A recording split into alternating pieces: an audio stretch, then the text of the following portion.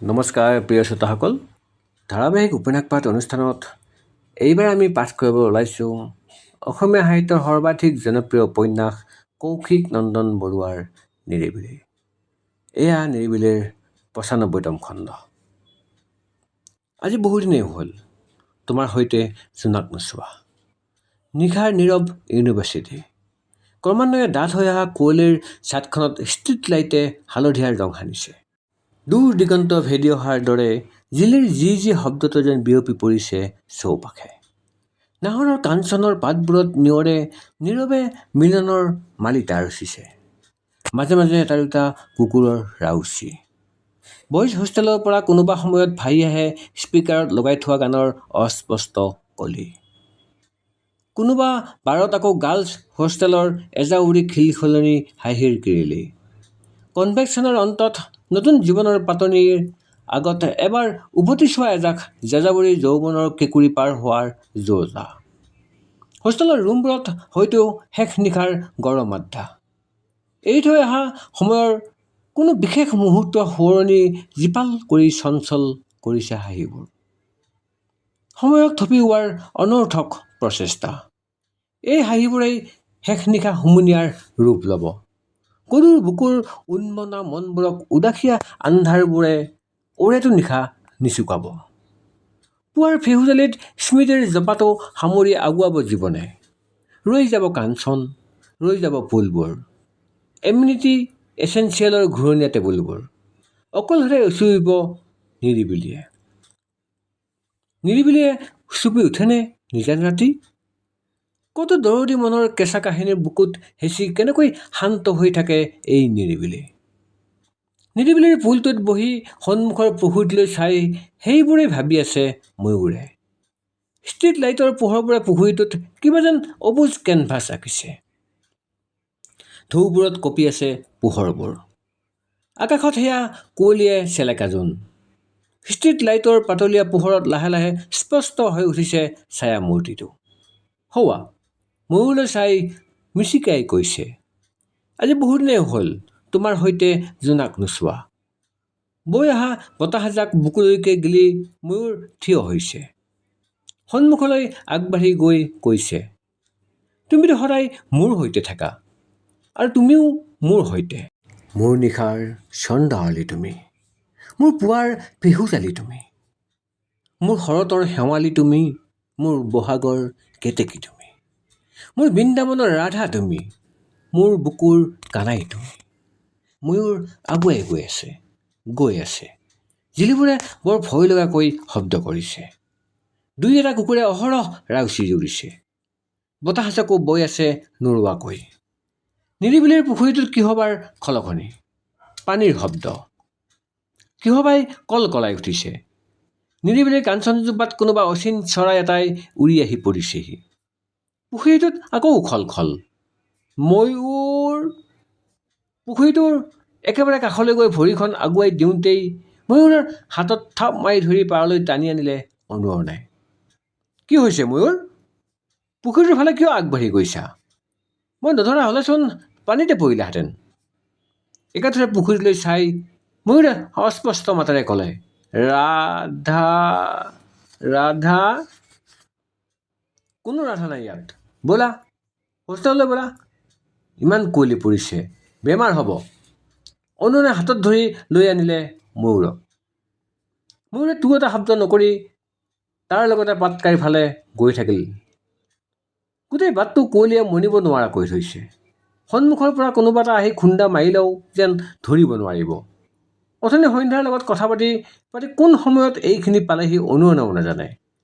নিৰিবিলি পাওঁতেই কাৰোবাৰ মাত শুনা যেন পাই চাওঁতেই সি ময়ূৰক দেখিলে। পানীৰ ফালে আগবাঢ়ি গৈ থকা ময়ূৰক লগে লগে টান মাৰি আনিলে সি। নহ'লে যে কি অঘটন হ'লহেঁতেন। এবাৰ পুখুৰীটোৰ ফালে উভতি চাই ময়ূৰ অনুৰণৰ লগতে পাটকাইলৈ আগবাঢ়িল। পুখুৰীটোৰ পানীখিনি তেতিয়া শান্ত। জোনবাইয়ে বেজী এটা দিয়া বুলি পদ্য মতাৰ বয়সত। ৰুমটোৰ পৰা ভাহি আহিছে এটাৰ পাছত আনটাকৈ বিহু। লগতে সুৰ মিলাই কোনোবাই গায়ো গৈছে। মাতটোতে চিনি পাইছে সন্ধ্যাই। সেইজনী আমাৰ মহাৰাণী পখী। একদম স্বভাৱ সলনি নহ'ল আৰু এই ছোৱালীজনীৰ। মুখেৰে ভোৰ ভৰাই দুৱাৰত ঢকিয়ালে সন্ধ্যাই। সেই অথনিতেই তাইক আহি আছোঁ বুলি কৈ পখী নোহোৱা হ'ল।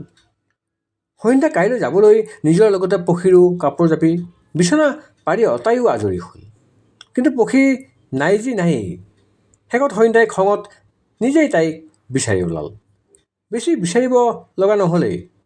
যিটো ৰুমত বেছি হাল্লা হৈ আছে তাতেই যে পখী মহাৰাণী থাকিব সেইটো ভালকৈ জানে সন্ধ্যাই। তাইৰ অনুমান ঠিক। কংকনা আৰু ভাস্বতীৰ ৰুমত সোমাই এই দুপৰ ৰাতি বিহু নৃত্য প্ৰদৰ্শন কৰি আছে আমাৰ পখীয়ে। সন্ধ্যাই আকৌ এবাৰ জোৰকৈ ঠকিয়ালে। অলপ পাছতে পখীয়ে দুৱাৰখন খুলি দিলে। লগতে চিঞৰ, কোনে কামোৰ দি আছে বে? চকু ঘোপা কৰি ৰৈ থকা সন্ধ্যাক দেখি লগে লগে সুৰটো নৰম হ'ল পখীৰ। অ' আমাৰ সন্ধ্যা, আহ ভিতৰলৈ আহ আকৌ। সন্ধ্যাই গালি আৰম্ভ কৰি দিলে। চুপ থাক, এইমাত্ৰ আহি আছোঁ বুলি কৈ দেখা দেখি নাই। তাতে এই মাজ ৰাতিখন ৰুমত এই পাগলামি। তহঁতৰ টোপনি নাই বুলি গোটেই হোষ্টেলৰ কাৰো টোপনি নাই নেকি? এইবাৰ ভাস্বতী আগবাঢ়ি আহিল। হেই সন্ধ্যা, খংনো কেলে কৰিছ? আজি শেষ বুলিহে আৰু। বহুত হ'ল, এতিয়া ব'ল, কাইলৈ যাবলৈ আছে। পখীক হাতত ধৰি জোৰকৈ টানি লৈ আনিলে সন্ধ্যাই। ৰুমত আহি সন্ধ্যাৰ বেগো পেকিং কৰি থোৱা দেখি পখীয়ে সুধিলে, তয়ো যাবি নেকি কাইলৈ? অঁ, অনুৱে থৈ আহিম বুলি কৈছে। কোনে কোনে? অনুৱে? পখীৰ মাতটো ডাঙৰকৈ ওলাল। সন্ধ্যাই বুলি কোৱাত তাই আকৌ ক'লে, মোৰ কিয় জানো এনেকুৱা লাগে, অনুৱে যেন তোক ভাল পায় নেকি? সন্ধ্যাই একো নামাতিলে। টেবুলৰ ওপৰত থকা বস্তুবোৰ চাফা কৰাত লাগিছিল তাই। পখীয়ে তাইৰ উত্তৰলৈ বাট নাচাই কৈ গৈছে, আৰু অথনি যে সেই ছোৱালীজনী, কি নাম আছিল? অঁ, অনুৰাধা। ধুৰ, তাই যে অনুৰণৰ গাৰ্লফ্ৰেণ্ড নহয় আৰু। বিহেভিয়াৰতে গম পাইছোঁ নহয়। কাম কৰি থকাৰ পৰা সন্ধ্যাই মাত দিলে, তই PhD ছ'চিয়লজিত কৰিছ নে চাইক'লজিত? ঠাট্টা কৰিব নালাগে। এতিয়াই নুবুজিলে পিছত কিন্তু মোৰ নিচিনাকৈ কান্দি থাকিবি। মই বাৰু ছেকেণ্ড চান্স পালোঁ, কিন্তু চবেইতো নাপায়। পখীৰ কথাৰ উত্তৰ নিদি বিচনাত উঠি সন্ধ্যাই ক'লে, হ'ব, এতিয়া শুই থাক। দুয়োজনী টোপনিত পৰিল যদিও অজানিতে সন্ধ্যাৰ মন গহনত পুনৰ উকমুকাই উঠিছিল কলিতে মৰহি যোৱা পুৰণি সপোন এটা। অ' টিপ টপ দেখিলোঁ আহোঁ বুলি নকবা সোণজনী। পাটকাইৰ সন্মুখৰ ৰুমটোত ধলং পলং খোজ বিহু নাচি গাই গাই আছে পাটকাইৰ মেনিয়েল পুতুকনে। লগত এইবাৰ কনভেকশ্যন কৰিবলৈ অহা ছিনিয়ৰ ষ্টুডেণ্ট দুটামান। শেষ ৰাতিৰ পাৰ্টি বুলি কোনো হোৱা নাই আজি। সময়বোৰক যেন জোৰ কৰি ধৰি ৰাখিব। ময়ূৰক লৈ অনুৰণ হোষ্টেলত সোমোৱাৰ লগে লগেই পুতুকনে তাৰ ওচৰত আহিও নাচিবই লাগিল। অনুৰে তেতিয়াহে দেখিলে সন্মুখৰ ৰুমটোৰ চোফাতে বহি আছে পিয়ানুজ, তৌফিক আৰু দীপকো। সিহঁতে নিচা নকৰে যদিও চিনাকিবোৰৰ এই পাৰ্টিটো এৰা নাই। লগ দিবলৈ আহি বহি লৈ আড্ডা মাৰিছেহি। লগত পুতুকণটো থাকিবই। অনুৰণকো বহিবলৈ মাতিছিল, কিন্তু সি ময়ূৰক ৰুমত থৈ আহিবলৈ গ'ল। ময়ূৰ তেতিয়ালৈকে বহুখিনি স্বাভাৱিক হৈছিল বাবে সি নিজেই ক'লে, অলপ বহু দিয়া ইয়াতে। সিহঁত গোটেইকেইটা চোফাতে বহিল। পুতুকনে কেণ্টিনৰ পৰা কফি আনি দিলে। লগতে বিদ্যুৎ, ৰক্তিম আৰু মানসহঁতে বিহু মাৰিয়েই আছে। নাচৰ মাজতে এবাৰ ৰৈ পুতুকনে নিচা লগা মাতৰ দুৰোল খোৱা জিভাৰে ক'বলৈ লাগিল, বুজিছে পিয়ানুজ দা, জীৱনটো বহু দুখৰ। কি দুখ আছে অ' তোৰ? মানসে হঠাৎ পুতুকনে ক'বলৈ লাগিল, বহুত ভাল পাইছিলোঁ অ' তাইক, জানে? তাই বেটিয়ে আধাতে ৰৈ আকৌ কয়, তাই মানে আমাৰ গাঁৱৰ লক্ষেশ্বৰৰ জীয়েকৰ কথা কৈছোঁ। বহুত মৰম কৰোঁ তাইক। ওকণি মৰা চেম্পুৰ পৰা বগা হোৱা চাবোনটোলৈকে কিনি দিওঁ মই। বুঢ়ী ছাগলীজনী খুন্দিয়াই খুন্দিয়াই গাখীৰ উলিয়াই তাইলৈ পঠিয়াওঁ। তাৰ কথা কোৱাৰ ভাজত গোটেইকেইটাই গিৰ্জনি মাৰি হাঁহিছিল। হাঁহি হাঁহিয়েই দীপকে ক'লে, হৈছে থ, তাই চাগে তোৰ মুখতো নুমুতে। লগে লগে পুতুকনে ভেকাহি মাৰি উঠিল, সন্মুখতো নুমুতে। হেৰৌ কেতিয়াবাই মুতিলে। আমাৰ সিটো চুবুৰীৰ দেউকণৰ জোৱায়েকলৈ বিয়া হৈ গুচি গ'ল পাখৰিজনী। লগে লগে আকৌ ৰুমটো কঁপি যোৱাকৈ সশব্দে হাঁহি উঠিছিল গোটেইবোৰৰ। পুতুকনৰ প্ৰেমৰ কাহিনীত হাঁহি হাঁহি চোফাতে বাগৰি পৰিছিল পিয়ানুজহঁত। এইবাৰ অনুৰণলৈ চাই পুতুকনে নিচাতে ক'লে, অনুৰণ দা, আপুনি সেই ছোৱালীকণ পতাই নলয় কিয় হে? বৰ ধুনীয়া লাগে আপোনালোকক। কোন ছোৱালী অ'? তৌফিকে সুধিলে। সেই যে সোৱণশিৰিৰ ছোৱালীজনী, সন্ধ্যা নেকি? দীপকৰ কথাত ভেকাহি মাৰি পুতুকনে ক'লে। হেই, নেজানো মই সন্ধিয়া নে দুপৰীয়া, কিন্তু অনুৰণ দাৰ লগত বৰ মিলে। হ'ব, তই শিকাব নালাগে বুলি গহীনকৈ কৈ অনুৰণ থিয় হ'ল। প্ৰিয়ঞ্জিতা, মই শুগৈ দিয়ক। এতিয়াই যে? তুমি পৰহিলৈহে যাবা? কাইলৈ সন্ধ্যাক ঘৰত থ'বলৈ যাম। কথাটো কৈ ৰুমলৈ গৈছিল অনুৰণ। সি যোৱাৰ ফালে চাই তৌফিকে ক'লে, ইহঁত দুটা মিলিবও কিন্তু নহয়। মিচিকীয়া হাঁহি এটা জিলিকি উঠিছিল ময়ূৰৰ মুখত। ৰাতিপুৱা উঠি গা ধুই কাপোৰ পিন্ধি থাকোঁতেই ফোনটো বাজিল অনুৰণৰ। অনুৰাধাৰ ফোন। সি উঠালে। অঁ, কোৱা, তুমি কি সন্ধ্যাক থ'বলৈ যোৱা? অঁ, কিন্তু অনুৰণ, তুমিতো জানা কণ্ডিশ্যন কি হৈ আছে? মোৰ চিনাকি দাদা এজন গাড়ী লৈ যাব। সন্ধ্যা তেওঁৰ লগতে যাব পাৰিব, মই কথা পাতিছোঁ। নেলাগে, মই নিম। কথা ক'লে শুনিবা অনুৰণ। একো নকৈ ফোনটো কাটি দিলে অনুৰণে। ফোনৰ সিপাৰে ওঠখন চেপি ধৰিছিল অনুৰাধাই। কঁপি উঠিছিল তাই। বাৰে বাৰে চেষ্টা কৰিও কিয় নোৱাৰিলে তাই অনুৰণক কাষ চাপিব? তাইতো সঁচাই ভাল পাইছে তাক। তেন্তে অনুৰাধাই স্বীকাৰ কৰে যে সন্ধ্যা এজনী খুব ভাল ছোৱালী। যিকোনো ল'ৰা এটা তাইৰ দৰে ছোৱালীজনীৰ প্ৰেমিকা হ'ব বিচাৰিবই। কিন্তু অনুৰণ? ভালকৈ কথা পাতিবই নোৱাৰা লাজকুৰীয়া ল'ৰাটো এনেকৈ সলনি হৈ গ'ল। ভুল কৰিছে নেকি অনুৰাধাই? নজনাকৈ তাই সোমাই পৰিছে নেকি সন্ধ্যা আৰু অনুৰণৰ মাজত? সন্ধ্যাক শত্ৰু বুলি তাই কোনদিনেই ভবা নাই। বৰঞ্চ সন্ধ্যাৰ ব্যক্তিত্ব, সৰলতা আৰু মৰম আকলোৱা স্বভাৱে আকৰ্ষিতহে কৰে অনুৰাধাক। কিন্তু অনুৰণৰ ক্ষেত্ৰত যে তাই অতদিন অন্ধ হৈ আছিল। যোৱা কেইদিনতে বহুত শিকিলে তাই। বহুত। নাই আৰু নহয়। এইবাৰ নতুন বছৰত নতুন ৰূপ আৰু নতুন সংকল্প ল'ব তাই। সকলো নতুন হ'ব। মনটো দৃঢ় কৰিলে অনুৰাধাই। যোৱা, যোৱা মানে? ভিতৰলৈ আহা আকৌ। সন্ধ্যাক পদূলিতে নমাই বাইকৰ চাবি পকাবলৈ লওঁতেই তাই অনুৰণক ক'লে। সি উভতি যাবলৈ ওলাইছিল যদিও তাই ৰখালে। ঘৰত নোসোমোৱাকৈ যাবা নেকি? এতিয়া নেলাগে অ'। ফটুৱামি নকৰিবা দেই। তোমাক এনেকৈ পদূলিৰ পৰা পঠালে ঘৰৰ মানুহে মোক গালিহে দিব। আহা বুলি কৈছোঁ নহয়। কথাটো কৈ বাইকৰ চাবিটো খুলি লৈ আনিলে তাই। উপায় নাপাই বাইকখন ষ্টেণ্ডত ৰখাই অনুৰণো নামি আহিল। ৰুণজুন, পালিহি? পাপৰিয়ে চোতালতে দেখি মাত লগালে। অনুৰণক দেখি বিশেষ চাৱনি এটাৰে সন্ধ্যালৈ চাই ওলাই গ'ল তাই। অনুৰণে বুজি নাপালেও সন্ধ্যাই বুজিছিল চাৱনিৰ অৰ্থ। ড্ৰয়িং ৰুমতে অনুৰণক বহিবলৈ দি সন্ধ্যাই ক'লে, মই মাহঁতক মাতিছোঁ ৰ'বা। ঐ, মই বেছি দেৰি নকৰোঁ কিন্তু। উহ, ৰাম, হ'ব অ', নৰখাওঁ তোমাক দিয়া বুলি সন্ধ্যা ভিতৰলৈ যাবলৈ লওঁতেই খুৰাক ওলাই আহিল। অঁ, ৰুণ আহিলি? অনুলৈ চাই ক'লে, তুমি সেই নাৰ্ছিং হোমত লগ পোৱাজন নহয় জানো? কি নাম আছিল? অনুৰণ। অঁ, অনুৰণ।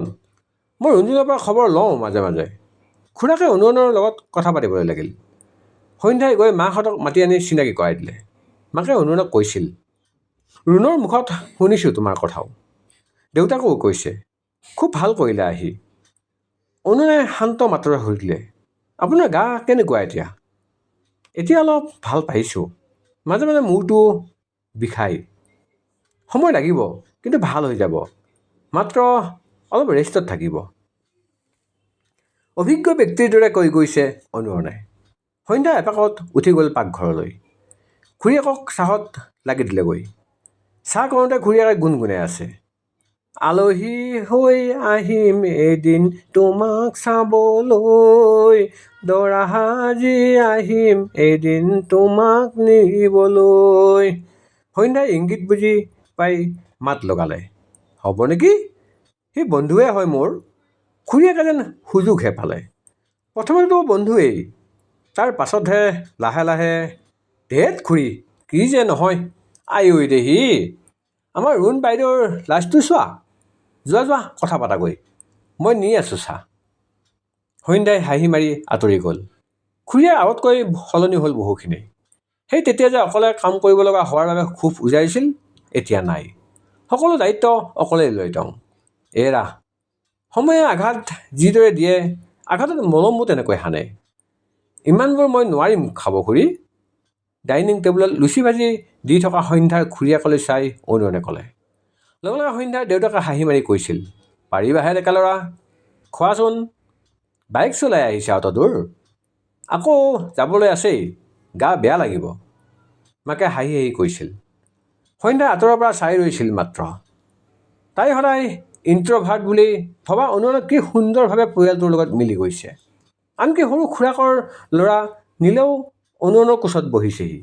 সৰু সৰু মাতেৰে কৈছেহি, মোক বাইকত ফুৰাব নিবা? দিতাই নিনিয়ে। নিমতো, তুমি যাবা মোৰ লগত? যাম যাম। ৰুণবাও যাবনে? ৰুণবা নালাগে এতিয়া, তুমিয়ে ময়ে যাম। কিয়? তুমি ৰুণবাক বেয়া পোৱা? নেপাওঁ মই। তাৰমানে ভাল পোৱা? চাৰি পিছে ল'ৰাটোৰ প্ৰশ্নত কি উত্তৰ দিব বুজি নাপাই অনুৰণ মনে মনে থাকিল। মুখখন ৰঙা চিঙা পৰিছিল তাৰ। ওলাই আহিব খোজা হাঁহিটো জোৰকৈ ৰখাই সন্ধ্যাই নীলক কোচত লৈ গৈছিল। দাদাক খাব দিয়া নীল। খাই উঠাৰ পাছত অনুৰণ আহিবলৈ ওলাল। সন্ধ্যাৰ মাকে জোৰ কৰিছিল ভাত খাই আহিবলৈ, কিন্তু অনুৰণ নৰল। আজি নালাগে, বেলেগ এদিন আহিম দিয়ক। পৰিস্থিতি এনেও বেয়া, সোনকালে গৈ পালেই ভাল। মাকহঁতেও বেছি জোৰ নকৰিলে। দেউতাকে বাইক লাহে লাহে চলাবলৈ পৰামৰ্শ দিলে। খুৰাকহঁতে আকৌ এদিন আহিবলৈ অনুৰোধ কৰিলে। নীলেও চুমা এটা আঁকি দিছিল অনুৰণৰ গালত। শেষত মাকে তাৰ মূৰত হাত ফুৰাই কৈছিল, ভালকৈ যাবা, গৈ পালে খবৰ এটা দিবা এদিনলৈ। ঠিক আছে, এতিয়া আহিছোঁ মা। অনুৰণৰ কথাত চক খোৱাৰ দৰে তালৈ চালে সন্ধ্যাই। মা? মানুহবোৰ ভিতৰলৈ যোৱাৰ পাছত সন্ধ্যাই পদূলিলৈকে আগবঢ়াই দিবলৈ গৈছিল অনুৰণক।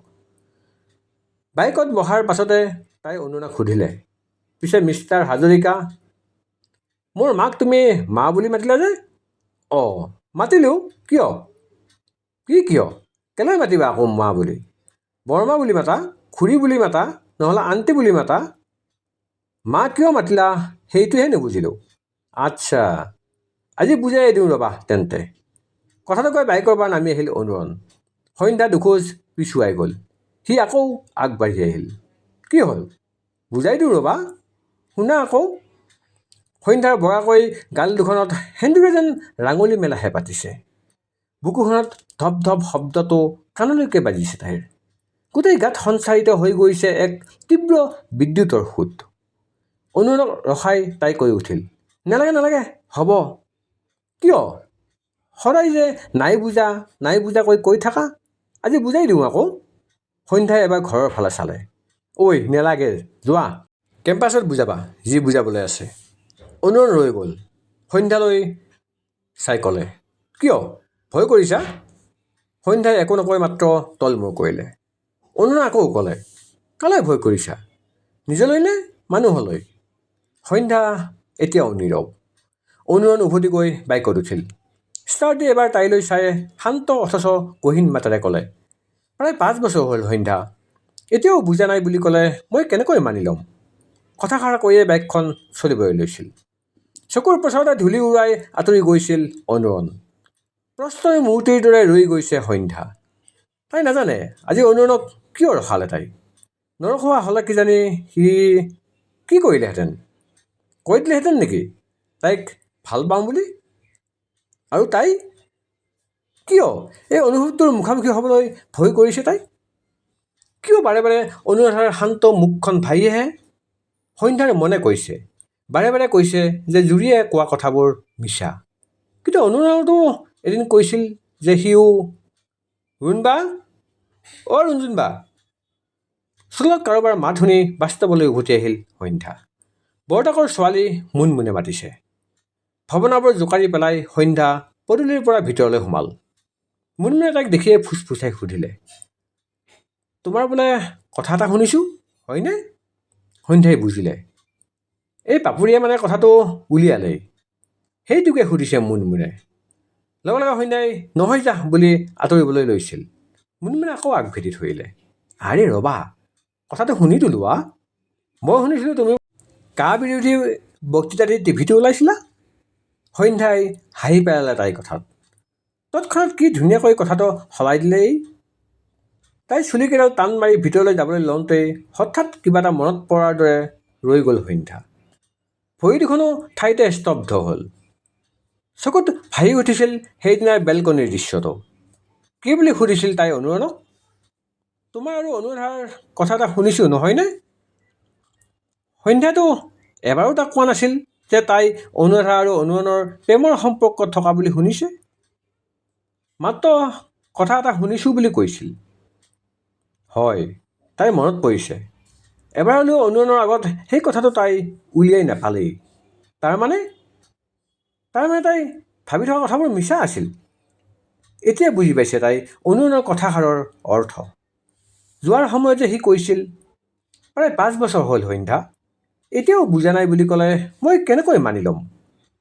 সেই হাঁহি আপোনা আপুনি বাগৰি গৈছিল সন্ধ্যাৰ মুখেৰে। পদূলিত হোৱা নতুন বতৰ। পিছফালৰ ঢেঁকীৰ চাপ যেন তাইৰ বুকুতহে পৰিছে। বুকুৰ উশাহবোৰ ঘন হৈ পৰিছে। মুখত যেন তাইৰ ফাগুন নামিছে পলাশৰ ৰঙা বাটাৰে। ভিতৰত পাপৰি নে মুনমুন কোনোবাজনীয়ে লগাই থোৱা বিহু এটা কাণত পৰিছেহি। দুটি চকুৰ ভাষাৰ নো তোমাকে কি ক'ব খোজো। প্ৰিয় শ্ৰোতাসকল, কৌশিক নন্দন বৰুৱাৰ নিৰিবিলিৰ এয়া আছিল ৯৫তম খণ্ড। ধন্যবাদ।